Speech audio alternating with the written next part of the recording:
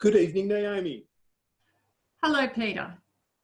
Great to have you along on our second interview with a serious beekeeper, a commercial beekeeper, and it's wonderful to have you along. So on behalf of the Ballarat Regional Beekeepers, I'd like to welcome you and invite you to share some of your insights here with us in Ballarat.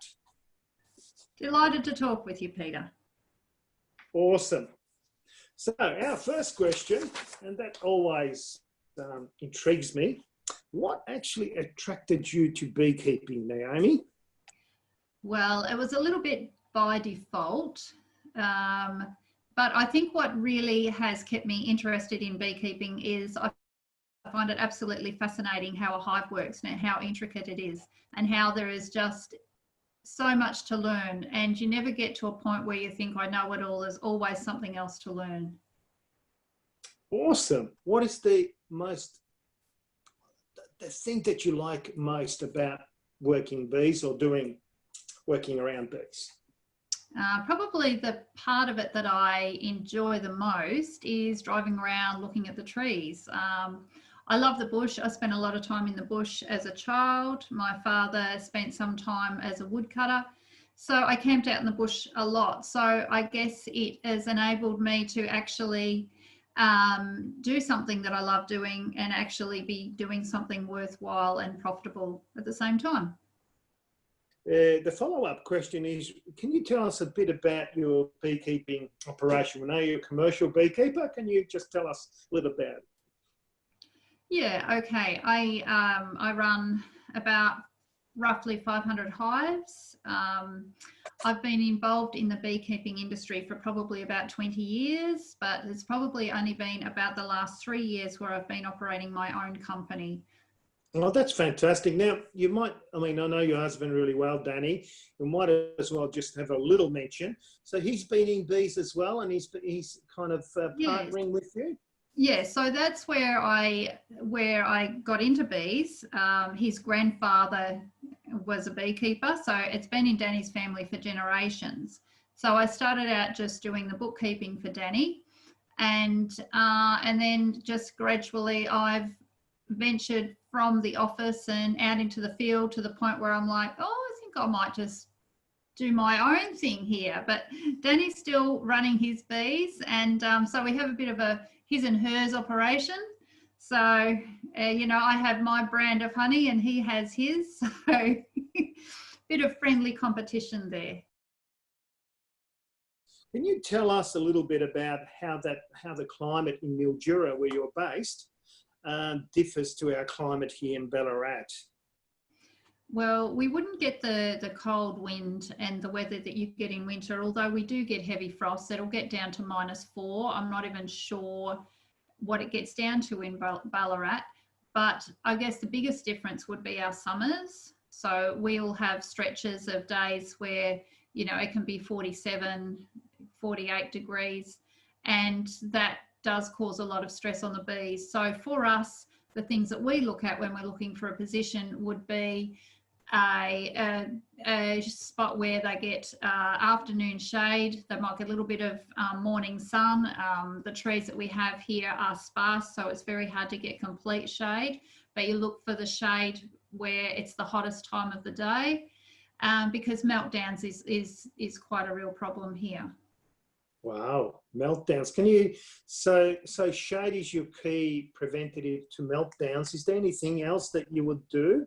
Anything about insulating the hives possibly? I know when I was up your way, we had a chat about those, some of those layers that you put underneath the lid. Can you elaborate on that? Yeah, I have what is the builders, the sarking, what's called sarking. So basically that's what builders use, that goes on between the cladding and the internal walls, which would be the plaster. So it's blue on one side, silver on the other. So I do actually have sarking on all my hives, and in winter I have it silver side down to hold the heat in, and in summer I reverse it around so that it helps insulate them and keep the sun out, the heat out. Fantastic. So can you tell us, just expanding on that, how differently do you actually winter your bees as opposed to a beekeeper in Ballarat? Well, I'm not entirely sure how you Ballaratians do it down there, but I can tell you what we do up here. So basically, I'd be looking for a north-facing position. I'd love to have a red sandhill behind them. I winter my bees in the mallee as opposed to on the river flats. So I look for red country, not grey country, not the clay around the river. As high a elevation as possible, and obviously the opposite to in winter, I'm looking for a sunny position. Yep, sun is it, and that's what we recommend beekeepers here in Ballarat. That's fantastic. So now, with that vein, do you actually pack bees down? But it might be a bit warm for your way to pack bees. No, I definitely pack the bees down. Yeah. So what I do is, and I may do things a little bit differently, but because I'm probably not as strong as some of you guys, what I tend to do is I leave mine as doubles so that I don't have to take all those top hives off, top supers off and then store them and then have to put them all back on in spring. But what I do is I push the bees down and I have mats, hive mats. So I put the mat down with the sarking so they have their insulation and they're in only in the brood box. But what I do is I have probably about a 1/2 to 3/4 inch hole drilled in my hive mat. I fold the sarking. Yeah, I fold that back. So if they do have honey stores, I allow them to come up into that top super so that they can actually get to the stores. But in having the mat there, the majority of the heat is kept down. Okay. Now, last question on the pack down in terms of timing. What is your timing to actually pack down up in Mildura? Ours down here is generally you want to be done and dusted by Anzac Day, probably halfway through April because the cold comes in. What about up your way? It's the same here, Anzac Day. Yeah, as a rule. Occasionally we'll have a few, another warm week, we might do a few little things, but basically as a rule, Anzac Day is our pack down time. Now, moving on to probably one of your more favourite subjects, which is flora. What I'd like to ask you is, have you actually noticed flowering patterns change in your area? Yeah, well, I have noticed actually that our black box seems to be flowering in one area in particular. It seems to be getting later and later in the season each year, to the point where this year I decided it was just going to be too late. And like I said, I don't like to have my bees on the clay once it gets too cold. So I chose not to actually use the site because I just felt like it was getting too late. With the mallee, there's been a lot of mallee that hasn't flowered for the last 2 years, but that's quite drought related. So you have noticed those changes, which is what we're noticing around here. It's not as reliable. One thing I will ask you about is this acorn mallee. Can you tell us a little bit about the budding time of acorn mallee and how good you are at picking when it's going to yield nectar? Okay, so acorn mallee would be my least favourite mallee. I'll say that now. Okay, and I say that because it is less reliable than the other mallees and it takes so long. I have had trees that I've been watching for probably 6 years and I'm still waiting. So I will say though that it actually partially came good this last season where pretty much all the other mallees failed. Acorn mallee was the only one that really helped us out here. So, and I've actually still got a load of bees that didn't go down south to the messmate, and I've still got them on the mallee. And I was there last week and you would not believe it, but there was a tree there hanging right over the top of the hives. And although the bud was spent, but the bees were still working. And that's one thing I do like about the acorn mallee is the bees will keep working it even when the petals fall off.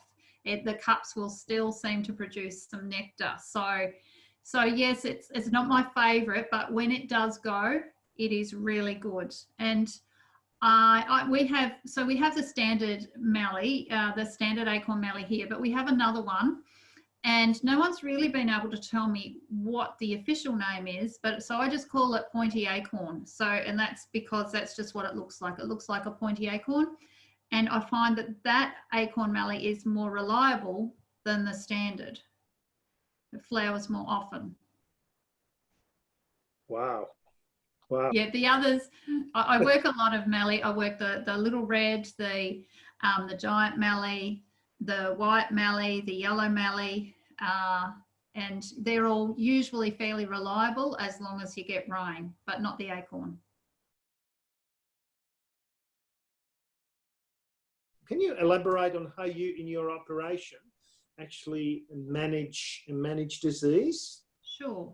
I'm actually really fussy when it comes to disease, and I kind of look at AFB like gastro. So you know how gastro, it's a touch type thing, and that's how I see AFB, as opposed to possibly EFB that I see a little bit more like the common cold or the flu, where it's sort of a little bit more airborne. So basically with AFB, in theory, it should be easy to control, as in gastro. And I know everyone will think, oh no, gastro, you know, goes through. But the thing is, as long as you are careful enough with hygiene, you can control gastro quite easily. And with AFB, although there are other factors that are not under our control, as in like robbing bees and so forth. But as far as us as beekeepers, we do have a lot of control over it.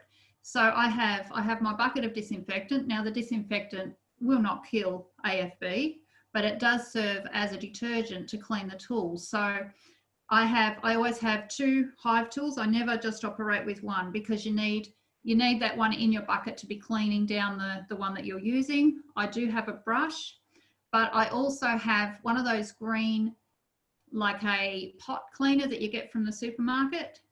And so I find that usually what I do, yes, I'll use a brush sometimes, but usually scrape it down with the other hive tool. Then I get like the pot cleaner and I scrub it clean with that. And you always remember that your hive tools, they have the 2 flat sides, but they also have the edges.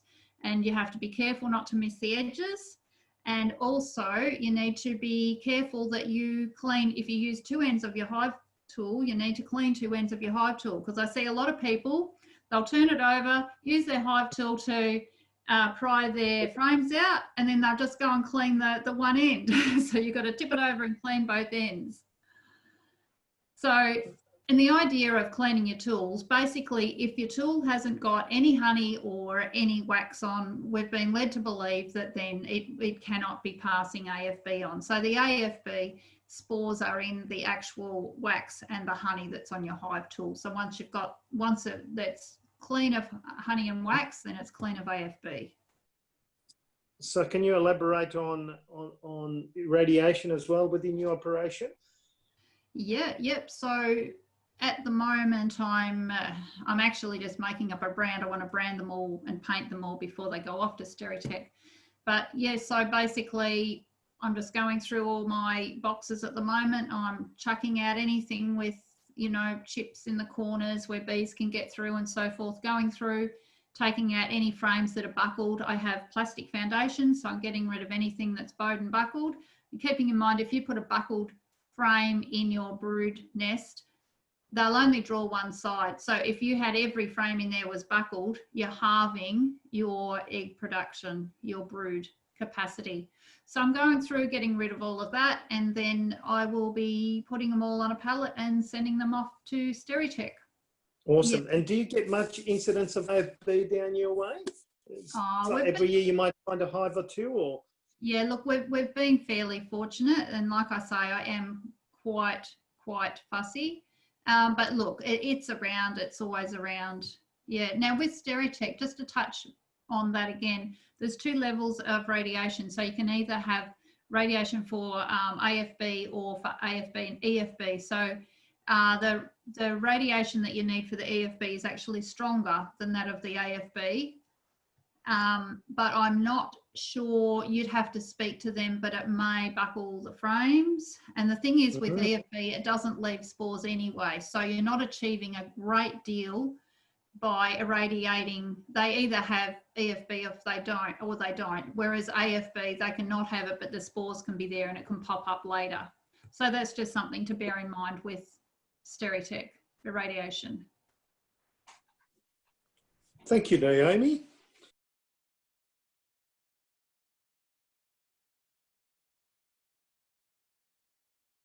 Now let's get to our main topic for tonight, which is queen breeding. I know a while back we did talk about queen rearing, and I recall that conversation with you when you said, well, the queens that I reared myself did really well, and the ones that I purchased didn't do so well. So can you tell us, firstly, on queens, what are some of the advantages of actually raising your own queens?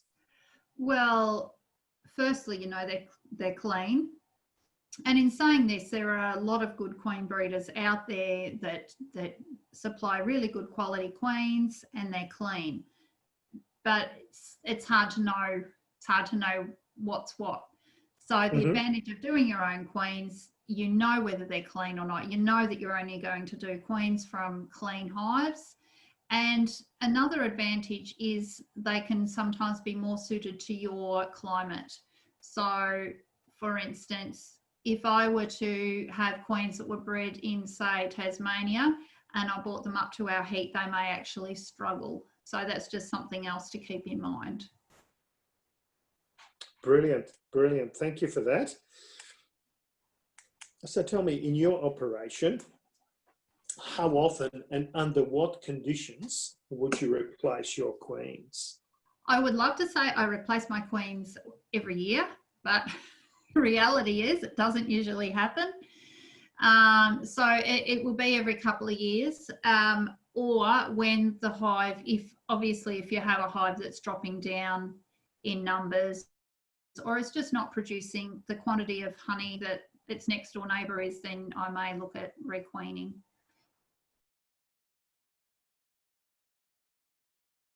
Naomi, can you tell us a little story about your most defensive hive and how that ended? Well, it ended in me threatening to move out, actually. But so I had a really bad hive here. I only keep my breeders here on the property. And I had, I don't know, I had about 30 breeders, 30 hives that I keep here for breeding. And I had one in particular that was that bad that I couldn't go in the area. It got that bad that I couldn't walk out any corner of my house, even on the opposite side to where the bees were, without getting stung. I couldn't put clothes on the line without getting stung. I would know when we had visitors because I would hear the screaming, and I would run to the front door and open the front door, let them in, and then slam the door. And I asked my worker, because the hive, it was too heavy for me to lift. So I asked my worker, oh, can you move that hive? Now, obviously the hive needed requeening, but that would take a couple of weeks or so for that effect to sort of kick in. And I thought, no, I can't live with this for another couple of weeks. So I said to my worker, can you please move that hive tonight? Well, it didn't happen. I asked him the next day, it didn't happen. I ended up sending a text saying, it's me or the hive. If it's not gone by tonight, I'm moving out. So he very kindly came and removed the hive and took it to another yard where it was requeened, and out at that site it was okay. We could wait the time that it took for them to all settle down and for a new batch of brood to come through, but I didn't want to do that waiting. I needed to wash before the 2 weeks was up. Does the quality of the queen affect the honey crop and colony health and strength? And if so, what practical examples can you cite? Okay, yes, definitely. Well, so many times I've had a hive that's been weak and it just hasn't been performing, hasn't been producing the amount of honey as the others in the yard. And so, yep, just a requeen and it will definitely pick up. So not only will it increase your honey production, but it will increase your brood, which then obviously affects your honey production. And if they're prone to disease, if you requeen, you can requeen with a hive that maybe has hygienic behaviour. So, you're going to have a reduction in disease. And like we just spoke about, you can requeen so that the bees are actually quieter. Now too, also wintering, you might find that they're not wintering that great, so you can go to a different strain of bees that then might actually winter better. And another thing, if you are really fussy, you can actually choose a queen to have less burr comb to make your operation easier. So yeah, there's a huge amount of reasons why you would stay up with your queen requeening. Thank you, Naomi. I'm just wondering, how do you actually go about raising your queens? Okay, so there's the two sides of it. We'll start with the actual raising of the queens. So I have my breeder hives. I'll have my my queens that I actually want to take the brood from. So I'll go through with my breeder hives, and they're the ones that will actually draw the queen cells. So what I'll do is I'll bring some brood, shake the bees off, bring the brood above the excluder, and then they will be there ready. What I'll do is I'll put cell bars in there. So I'll put those in either 1 to 2 days before I actually graft. Then I'll come along and I'll graft from the breeder queen. And what I do though is I number all those cell bars, and I make sure that after I've grafted, they go back in the same hive that I took them out of, because they'll have the correct pheromone smell. So, and I find that they do take better if you put them in the hive they actually came out of. So then I'll go ahead and I've actually got a, I don't know if you can see this. Oh, fantastic. Okay, so here's my cell bars. I use these little tools that I just order these on the internet, and it's got the little, can you actually see that? It's got the little pusher. Yes, that's good. Okay, so I get water that has been boiled and cooled down, or you can use distilled water. Now, a lot of people use royal jelly. Some people don't use anything. So I just dip it in the water. If I put this down here, hope this is working for you. I just dip it in the cup, into the cell cup, and just drop it. So I just go through and put a drop of water in each one. Mm-hmm. Then I didn't actually bring bees inside, sorry, so I can't actually show you. But then I'll just use the grafting tool to just down into what I have an old ironing board, and it is perfect because I can adjust the height, so I can put it at whatever height I want. And then I have one of those old ashtrays that you see up the street. Turn it upside down, it's just the right shape. And I actually rest my the frame that I'm taking the grubs from. I rest it in that. It's just the right angle I can see in there. And then I'll just go down in with the hive tool, and it slides down and it bends and goes underneath the grub. Just pick it up, place your hive tool in the cell, push the plunger, and just very gently drop it in. And it's as simple as that.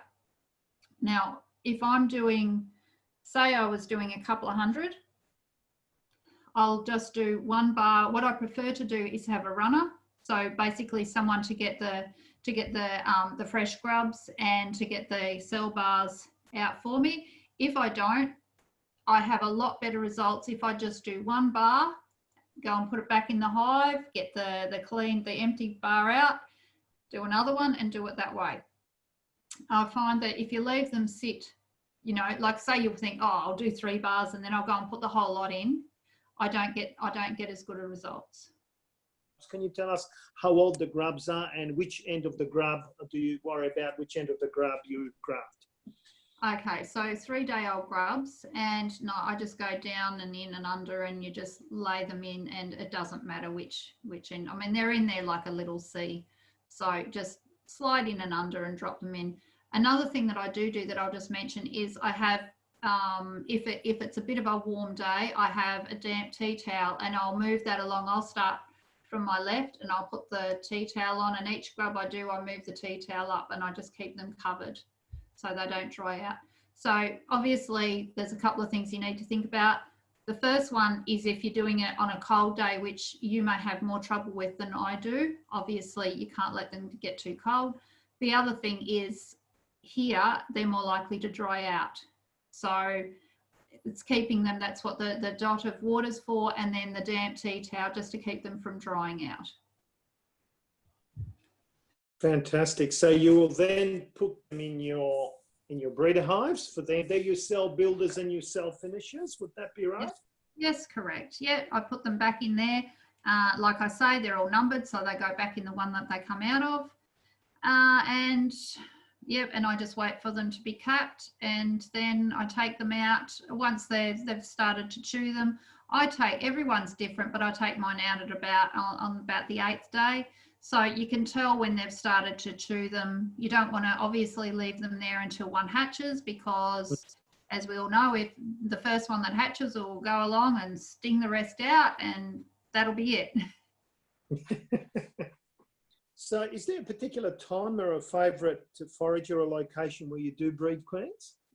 Well, obviously you want to work with the natural instincts of the bees, which is they want to swarm and they're wanting to breed up in spring. So so I get almonds out the way and then I get straight into breeding. Obviously you have to wait until you've got sufficient drones. You need to make sure you've got good drones. I love to do queens on canola. If I'm doing them here, which I try and do them here, we've got a carob tree that flowers here, and they actually love that. And we've got the Japanese pouton trees, and they tend to go quite well with that. And then a little bit later, you sort of have your second swarming time, and that's around the red gum time. So I like to also do queens on red gum. Red gum fires them up pretty well too. Now, can I just point out, Peter, that this is how I do my queens, but there is another way that I'd like to perhaps share, if that's okay. Absolutely. It might be something if you have your hobbyist beekeepers and they don't feel confident with doing it this way.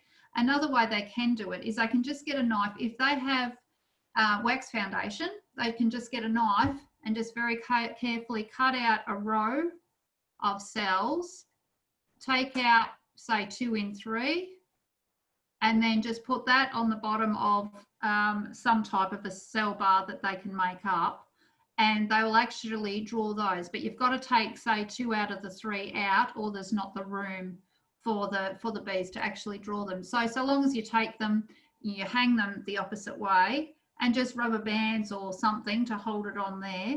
That's a way that you don't need any special equipment. All you need is even a broken frame or just something to put them on. You don't need